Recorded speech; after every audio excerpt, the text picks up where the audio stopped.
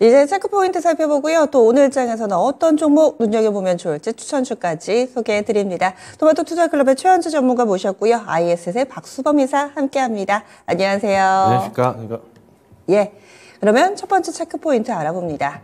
간밤에 미증시 분석을 먼저 해드리겠습니다. 이 부분 많이 놀라셨을 텐데 3대 지수가 혼조 양상이었지만은 이 나스닥이 비교적 큰 폭으로 하락했고 이런 가운데서 기술주들 낙폭이 컸습니다. M7, 매그니피센트 7개 종목의 하락뿐만 아니라 애플은 투자 의견 하향 조정에 주가 크게 밀렸고요. 필라델피아 반도체 지수도 4% 정도 하락했고 어제 우리 증시에서는 반도체가 거의 장악하다시피 했기 때문에 이런 분위기가 더욱더 크게 아마 와닿으실 겁니다.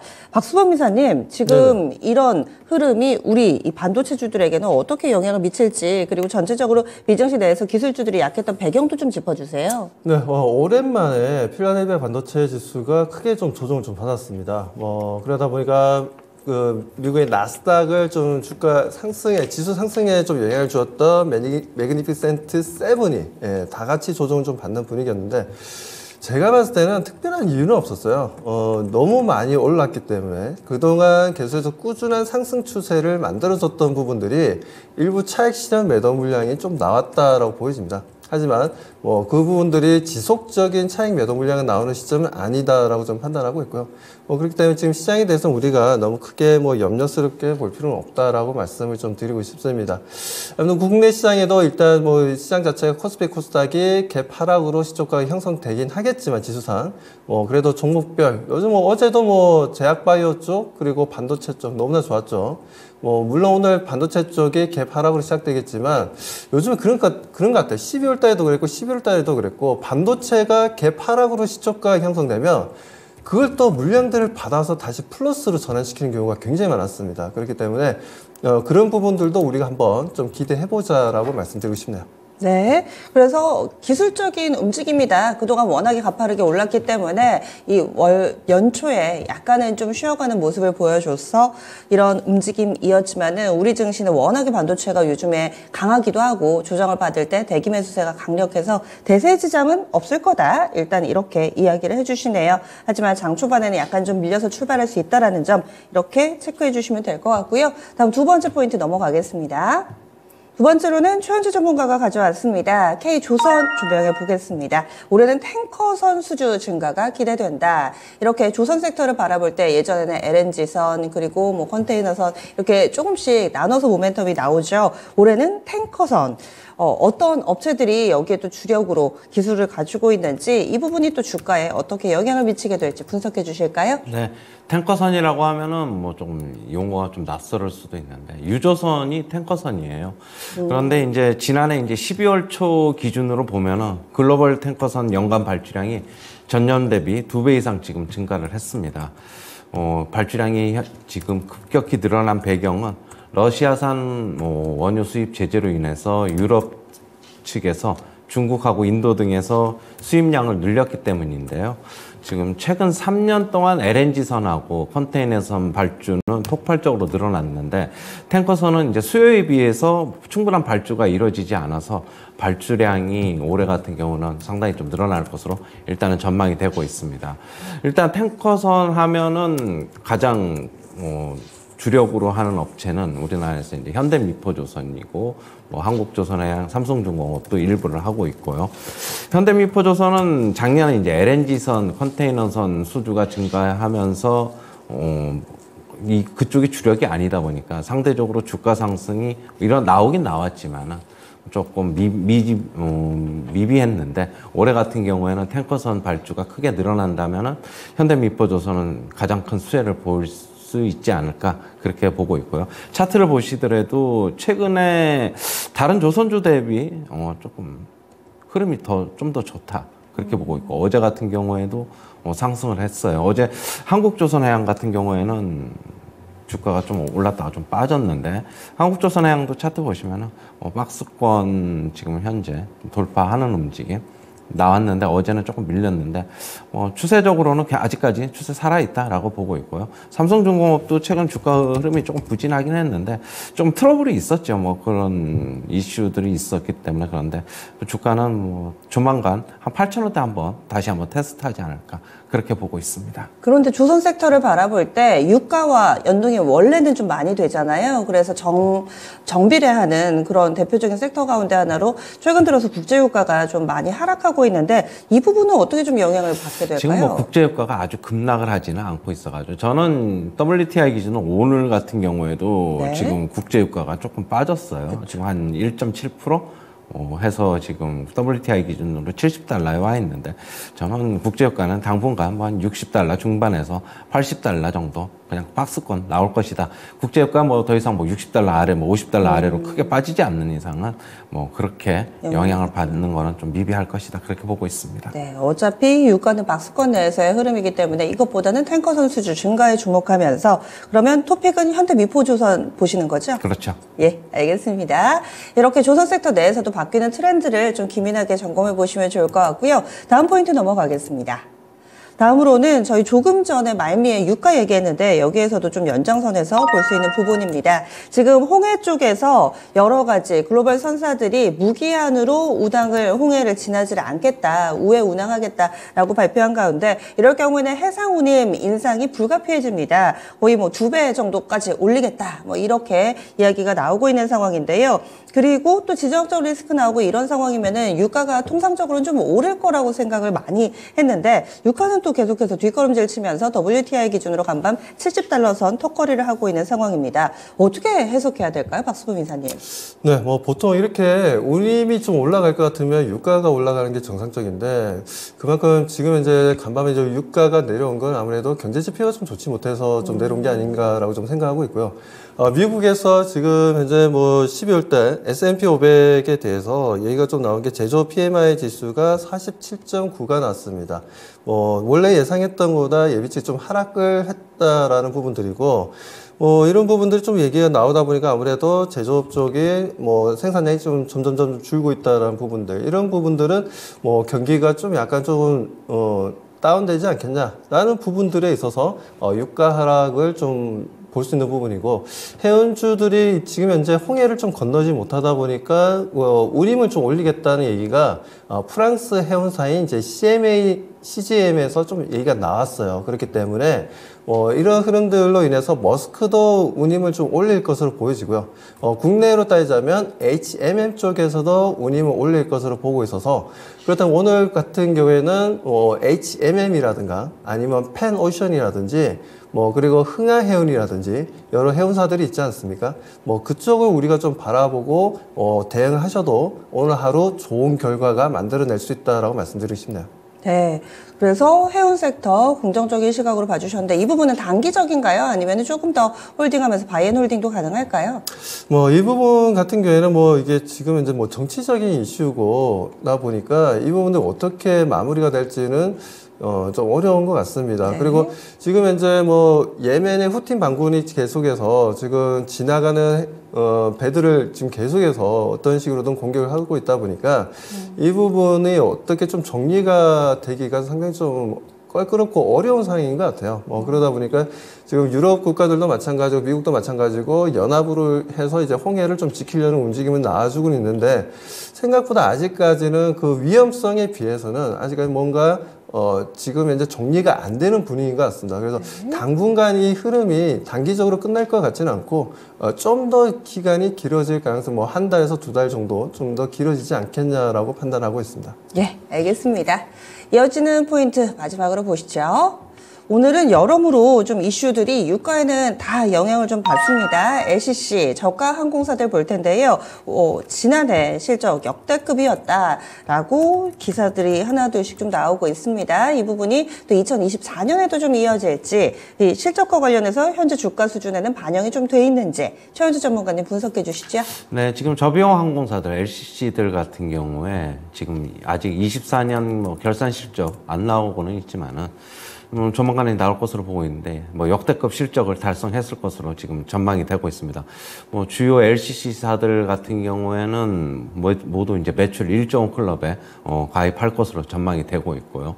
각 사들로 보면은 제주항공 같은 경우에는 23년 실적이 1조 6천억 정도 지금 기록할 것으로 보고 있고요. 진에어, TA항공 같은 경우에 모두 1조 3천억 원대 기록할 것으로 보고 있습니다. 이들 3사 같은 경우에 영업이익도 모두 1,500억대 달성할 것으로 지금 보고 있고요. 지금 결국에 LCC들의 약진은 중단거리 여객 수요 폭발한 것으로 했기 때문에 지금 그런 것으로 보고 있고요. 예전에 2018년도 이럴 때 잠시 매출 1조 원대 좀 가입을 했는데 그 이후에 이제 팬데믹 사태로 인해서 매출이 급격하게 하락을 했죠. 그러나 다시 회복하는 모습 보이고 있고요. 이제 완전히 뭐 팬데믹이 끝난 것으로 보고 있어가지고 앞으로도 여객 수요는 계속적으로 증가할 것으로 보고 있습니다. 그리고 유가도 하향 안정되고 있고 어제 뭐 환율 잠시 좀 10원 넘게 한 12원 정도 반등했는데 환율도 결국에는 당분간은 좀 박스권이 나오지 않겠나. 환율이 지금 당장 LCC 사들에게 미치는 영향은 제한적이다. 그렇게 보고 있고요. 제주항공사부터 먼저 차트 보시면은 어제 소폭 상승했는데 최근에 움직임이 항공주들이 다 괜찮아요. 그런데 티웨이 항공 같은 경우 어제 좀 급등을 했어요. 티웨이 항공 같은 경우 급등을 했는데 추가적으로 박스권 상단 뚫었기 때문에 위로 좀 열려 있다. 그렇게 보시면 될 것 같고 진에어 같은 경우도 어제 20일 이동평균선 회복하는 모습, 좋은 모습 보이고 있습니다. 진에어 같은 경우에는 뭐 이런 상황이 20일 이동평균선 회복하는 이런 초기이기 때문에 지금 진입도 가능하다. 그렇게는 보고 있습니다. 어제 이 증시가 좋았어가지고 분위기 막 좋은 것만 기억을 했었는데 환율이 어제 많이 올랐었네요. 1,300원 선까지 갔는데 알겠습니다. 일단은 이런 여러 가지 부분들이 또 LCC 쪽에서는 긍정적으로 반영이 되고 있다. 지난 한 해 동안의 실적도 좋았을 것으로 예상되는데 또 연속성의 측면에서도 긍정적으로 신호가 나오고 있습니다.